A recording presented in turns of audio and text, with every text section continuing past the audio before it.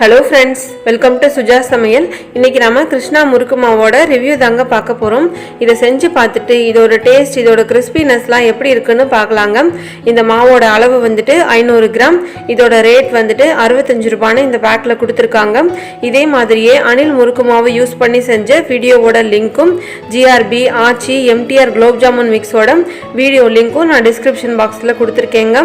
இதே மாதிரியே Aachi Masala use பண்ணி செஞ்ச நிறைய ரெசிபீஸோட லிங்க் வந்துட்டு Aachi Masala Receipes லிங்க்னு சொல்லி ஒரே லிங்கா நான் கொடுத்திருக்கேங்க. அந்த வீடியோலாம் பார்க்கணும்னு நினைச்சீங்கன்னா அந்த லிங்கை செக் பண்ணி பாருங்க. வாங்க இப்போ இந்த கிருஷ்ணா முறுக்கு மாவு யூஸ் பண்ணி எப்படி நம்ம முறுக்கு செய்யலாம்னு பார்க்கலாங்க. இப்போ முதல்ல இந்த பேக்கை கட் பண்ணி இதில் கொடுத்துருக்கிற மாவு எல்லாத்தையும் மாவு பிசைகிறதுக்கு ஈஸியாக இருக்கிற மாதிரி ஒரு அகலமான பாத்திரத்தில் போட்டு வச்சுக்கிறேங்க.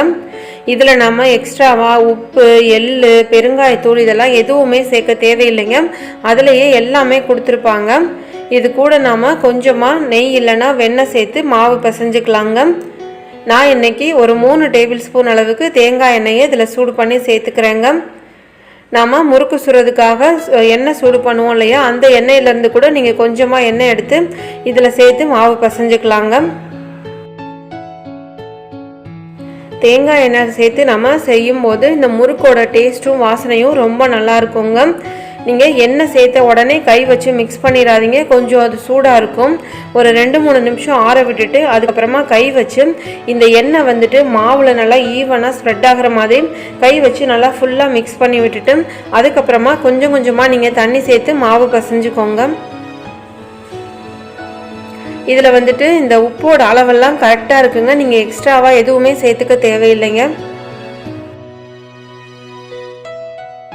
இப்போ இதில் நம்ம கொஞ்சம் கொஞ்சமாக தண்ணி சேர்த்து மாவு பிசைஞ்சுக்கலாம். நம்ம தண்ணி ஊற்றி பிசையும் போது மொத்தமாக தண்ணி ஊற்றிடாமல் கொஞ்சம் கொஞ்சமாக தேவைப்படுற அளவுக்கு ஊற்றிக்கோங்க. மாவு வந்துட்டு ரொம்ப டைட்டாக பிசைஞ்சு வச்சுக்கிட்டிங்கன்னா உங்களுக்கு புளியறதுக்கு ரொம்ப கஷ்டமாக இருக்கும். அதனால் கொஞ்சம் சப்பாத்தி மாவு அளவுக்கு நீங்கள் இதை சாஃப்டாகவே பிசைஞ்சு எடுத்துக்கோங்க. மாவு இந்த அளவுக்கு சாஃப்டாக இருக்கிற மாதிரி இதை பிசைஞ்சு வச்சுக்கோங்க. மாவு ட்ரை ஆகாத மாதிரி இதை ஒரு பிளேட் போட்டு மூடி வச்சுருங்க. இப்போ நம்ம முறுக்கு சுட ஆரம்பிக்கலாங்க. நான் இன்றைக்கி இந்த 5 கண்ணு உள்ள முறுக்கச்சு எடுத்திருக்கேங்க. நீங்கள் உங்ககிட்ட எந்த முறுக்கச்சு இருக்கோ அதை யூஸ் பண்ணி செய்யுங்க. இப்போ இதுக்கு உள்ளே ஃபுல்லாக நல்லா நம்ம எண்ணெய் தடவி வச்சுக்கலாங்க. அப்போ தான் நம்ம முறுக்கு புளியும் போது நமக்கு நல்லா ஒட்டாமல் ஈஸியாக வரும்.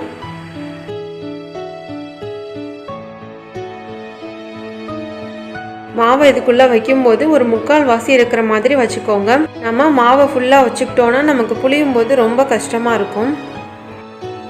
இந்த மாதிரி ஒரு கண்ணு கரண்டியில் முறுக்கு புளிஞ்சு விட்டுட்டு அதுக்கப்புறமா அதை நீங்கள் நேரடியாக எண்ணெயில் சேர்த்துக்கோங்க. நேரடியாக நாம் முறுக்கு எண்ணெயில் புளியும் போது நம்ம கையில் வந்துட்டு ரொம்ப அனல் அடிக்குங்க. இந்த மாதிரி ஒரு 2-3 கரண்டி வச்சு அதில் புளிஞ்சு வச்சுட்டு ஒவ்வொன்றா அதில் சேர்த்துக்கோங்க. ஒரு நீளமான கரண்டி யூஸ் பண்ணி சேர்க்கும் போது நமக்கு மேலே எண்ணெய் தெறிக்காமலும் நம்ம கையில் வந்துட்டு ஹீட் அடிக்காமலும் இருக்கும். எக்ஸ்பீரியன்ஸ் இருக்கிறவங்க மட்டும் இந்த மாதிரி எண்ணெயில் புளிஞ்சுக்கோங்க.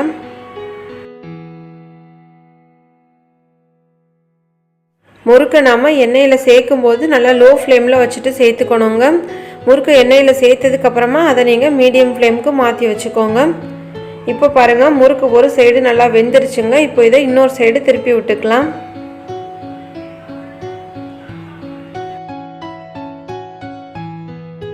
இப்போ பாருங்கள், முறுக்கு நல்லா ஃப்ரை ஆகிடுச்சுங்க. இப்போ இதை இந்த பிளேட்டுக்கு மாற்றி எடுத்து வச்சிடலாம். இதே மாதிரி முறுக்கை எண்ணெயிலேருந்து எடுக்கும் போதும் நீங்கள் லோ ஃப்ளேமுக்கு மாற்றி வச்சுட்டு எடுத்துக்கோங்க.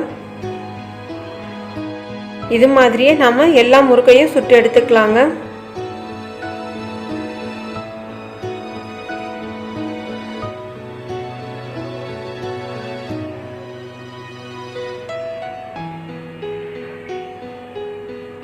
அவ்வளோதாங்க, ரொம்ப சூப்பரான முறுக்கு இப்போது ரெடி ஆகிடுச்சு. இந்த முறுக்கோட டேஸ்ட், இதோட கிறிஸ்பினஸ் எல்லாம் ரொம்ப நல்லா இருக்குங்க. எனக்கு இன்றைக்கி 500 கிராம் அளவு மாவுக்கு இந்த சைஸ் முறுக்குக்கு ஒரு 30 முறுக்கு வரைக்கும் வந்துச்சுங்க.